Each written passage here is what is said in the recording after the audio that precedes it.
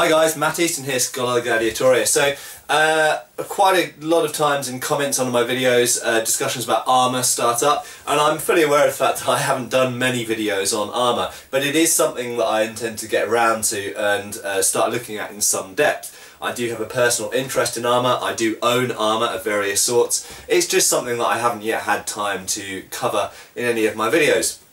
But one thing I want to briefly introduce you to as a way of sort of laying a foundation for later armour discussions is types of armour that were around and were popular in the late medieval period, and we'll look specifically at the 15th century here. Okay, so this is a very brief overview, but there seem to be lots of misconceptions thanks to the frankly shocking array of armour we see in TV and film, which very commonly includes things made of leather with studs in. Okay, stuff made with soft leather and studs in is generally not any kind of armour that is useful or that was worn in the 15th century. I picked the 15th century because the armour and weapons of the 15th century are so iconic and so often used as an example of medieval arms and armour. And of course the majority of the medieval combat treatises that we talk about, whether it's Paulus Cal, Talhofer, Fury, whatever, come from the 15th century. So if we look at the middle of the 15th century, say 1450, what were the common types of armour around? Well, first of all, we have to talk about the types of soldier that were around. Generally speaking, there are a handful of different types of soldier which were common on the medieval battlefield. And when I talk about armour and the medieval period here, I am specifically talking about northwest Europe, okay? So really kind of England, France, Germany, and northern Italy as well, and northern Spain, okay? So the common types of troops that you would find on a medieval battlefield are men-at-arms, which often get referred to as knights. They are armoured men who fight predominantly, in most countries, on horseback. That is, they use primarily a lance, and they have a secondary weapon of a sword, a mace, an axe, something like this. And up until pretty much the kind of end of the 14th century or late 14th century, they used to commonly carry a shield on their left arm, but once plate armour became quite widespread amongst men-at-arms, and I'll come back to that point in a minute, the shield kind of dropped away in use, in widespread use amongst so-called knights by about 1370, 1380, and became less common on the medieval battlefield for that type of soldier. So at the top, the kind of the richest and the most glorified and represented in art type of soldier was these kind of the gentry or the men-at-arms, the people who could afford to provide their own equipment. And that's a very important point to mention in this context, is that most medieval military equipment was owned by the person wearing it. The examples of people equipping troops are more limited in the medieval period. That's something that came in more in the Renaissance, and of course by the 17th century it was very common to have munition arms made, centrally stored and issued out. In the medieval period that was less common. In the medieval period, if you wanted to be a soldier, you had to be able to provide your own equipment. That included a horse, bows, arrows, lances, armour, swords, the whole lot. And you could only function as a soldier relative to the equipment that you could afford to provide for. So a poor person could not function as a knight because a poor person couldn't afford the equipment of a knight. If you became rich enough to be able to afford a horse, armour, squires, valets, people to look after your armour and horse and you, and all of the other equipment and trappings required to be a knight, then you could function as a knight and get paid as a knight. And it was pretty much as simple as that, with only a relatively few exceptions in the late medieval period. Okay, so at the top we've got the kind of the fully armoured, fully plate armoured guys fighting predominantly on horseback. England's a bit of an exception in that English knights, so-called knights, i.e. men-at-arms, actually fought quite a lot of the time on foot, although they were fully trained to fight on horseback as well.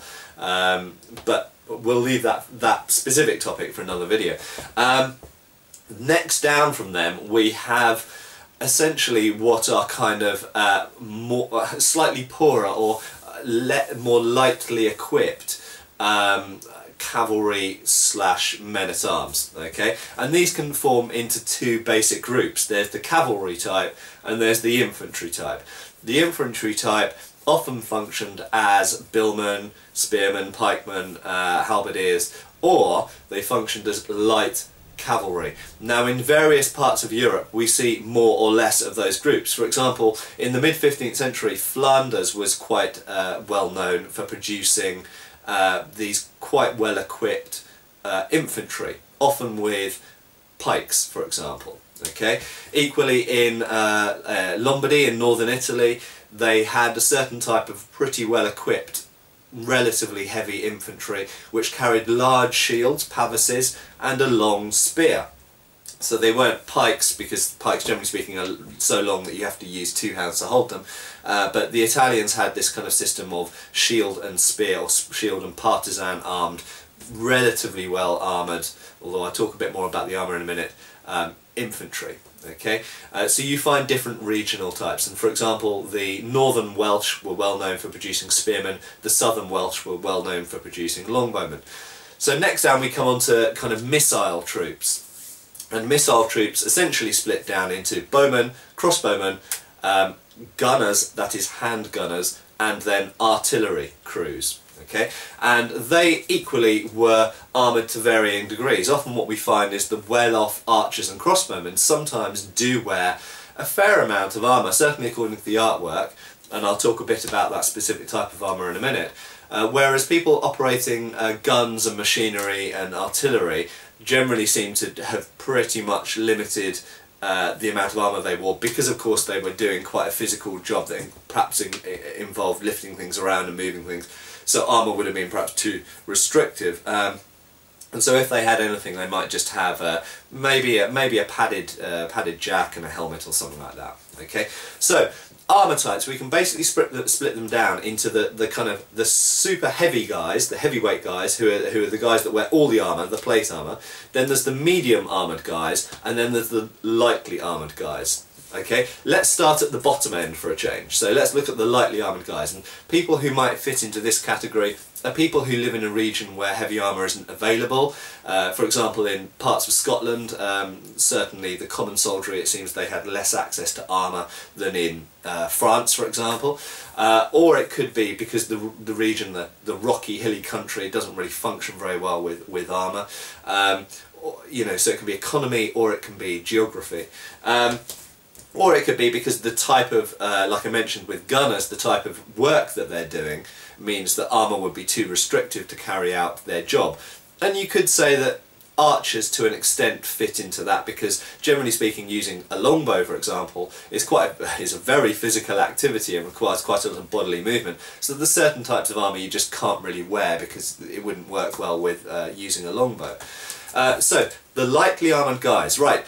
Pretty much the basic thing that all medieval soldiers should have is a helmet, and I've spoken a lot about helmets in previous videos, but unlike in Hollywood and in TV, where they like to have helmets off people because they want to show people's faces and the way that they had their hair beautifully coiffured, instead the medieval soldier should always have a helmet if he has any armour at all. Okay, if you've only got a tiny bit of money and you can only buy one item of protective clothing, it should be a helmet, because your head is the most important part of your body, and it's the easiest way to really mess someone up is by hitting them on the head. Okay, your body can sustain several hits. Your head, generally speaking, isn't very good at taking hits. So helmets, important. Often you will see in medieval artwork, for example the Holcomb Picture Bible from the 14th century, you will see archers which are just in their normal clothes. They're farmers probably in their day-to-day life. They're farmers, they've got a longbow, they've got some arrows, and they have a helmet. Okay? If you don't have a helmet, you wear a hat. You wear a big padded hat, and probably you stuff some straw underneath it to help protect your head a bit more. Okay? Just like Sikhs wearing turbans, or indeed, like in the 18th century, MacBain's advised to put a wet handkerchief underneath your hat to protect from sword cuts. So protecting your head, very important. So the lowest armoured guys actually have no armour, but they have a helmet. Next up from that, we get a padded jack. So the padded jack obviously is a type of armour that probably goes back into prehistory. It's essentially a garment that covers your torso, maybe part of your thighs, and maybe your arms. Sometimes they're short sleeved, sometimes long sleeved. and it's padded. Okay, so you're essentially padding your body from impacts.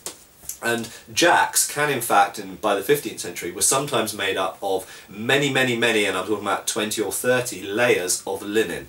So in actual fact, they could be incredibly cut resistant and sometimes very piercing resistant as well. Okay, they're a form of almost flak jacket of their time.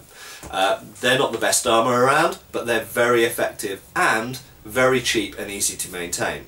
Okay, so a padded jack is probably the next level up. Next up from that, of course, is to involve mail, commonly known as chainmail. Okay, so very often the mail will be chucked over the jack. Okay, and mail by itself isn't a fantastic defence. You can thrust through it, you can burst links with impact, you can't cut through it per se, but with a strong impact from a sword you can burst links and create an opening that will wound a person. And of course mail by itself can get driven into a person's body and actually do a lot of damage and transfer all of the force pretty much, or most of the force, through the mail straight into the person behind. So it's very important, generally speaking, that mail is over a padded layer. Hence it was commonly worn over a padded accaton or jack or gambeson. Right, so next up after mail what we've got, and we're going up the spectrum here to what I would now call medium armoured soldiers of the 15th century, we have a brigandine. Okay, now a brigandine is essentially made of lots of small plates that are riveted to the inside of a leather garment. And this, I believe, is probably what film and TV is commonly trying to show when they have someone in a leather jerkin with lots of studs on it. They're trying to show or imply brigandine. However, brigandine is actually quite stiff when it's made properly. Although it has mobility and you can move around nicely in it, more so than in a normal breastplate for example, it moves much more stiffly than mail. And if it didn't, it wouldn't protect so well, and so it doesn't look anything like leather with studs on. It actually has a form, a fairly, what we call globose or globular, rounded form to it, much similar to a steel breastplate of the time. And it generally covers, a brigandine generally covers the torso and a little bit over the hips, not really down to the thighs, but over the groin just about. Okay. And this is mid-15th century we're talking about. Now brigandine was a development of what in the 14th century was called a coat of plates. And in the 14th century the coat of plates developed more or less into two directions.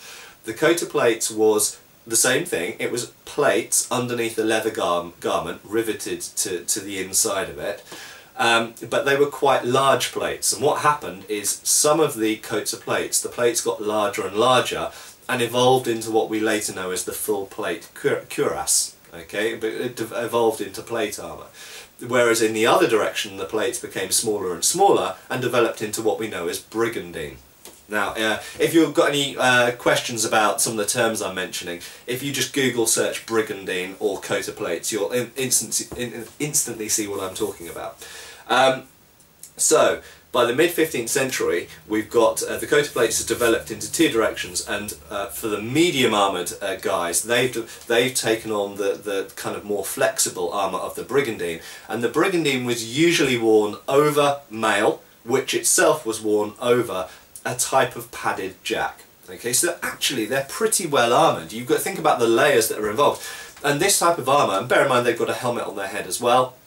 An archer archers, well-equipped archers, well-equipped English or Burgundian archers for example, would commonly have a helmet, a brigandine, under which would be mail, under which would be a padded jack.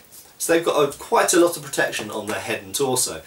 They tend not to have armour on their arms and legs. If they do have anything, they tend to only have it on their legs if they're archers. So for example, they do sometimes show them with leg armour, plate armour. And occasionally crossbowmen are shown with arm armour. But of course you need your hands, you need your fingers free, so they tend not to wear gauntlets or things that will restrict the movement too much. When we go up to people like billmen, pikemen and halberdiers, obviously their arms are more at risk, and so they tend to have arm armour in addition to these protections. And sometimes instead of the brigandine they'll use a breastplate, and various types of helmet that maybe is the type of helmet that you might see on a knight more traditionally as well. So it's a scale. So there we go, the main types of armour in the middle of the 15th century are full plate harness for the knights and men-at-arms, and then we've got brigandine, mail and jack, sometimes known as gambeson, worn in various combinations. So sometimes you'll see people just with the jack, sometimes with the jack and mail, sometimes with jack, mail and brigandine. And then in between that medium armoured category and the heavy armoured category, you sometimes see soldiers in medieval art who are shown wearing elements of plate armour that you would normally associate with the kind of knights and men-at-arms. Okay? And there's one other caveat to add to this, that sometimes the so-called knights or men-at-arms wore elements of armour, specifically the brigandine, which is more associated with more lightly armoured troops. So some knights did elect to, instead of wearing a breastplate, they did sometimes wear a brigandine instead, probably just because it's more flexible and more comfortable. So I hope that gives a kind of brief overview of 15th century armour, and then we'll look in more detail at the various elements of that in future videos. Cheers!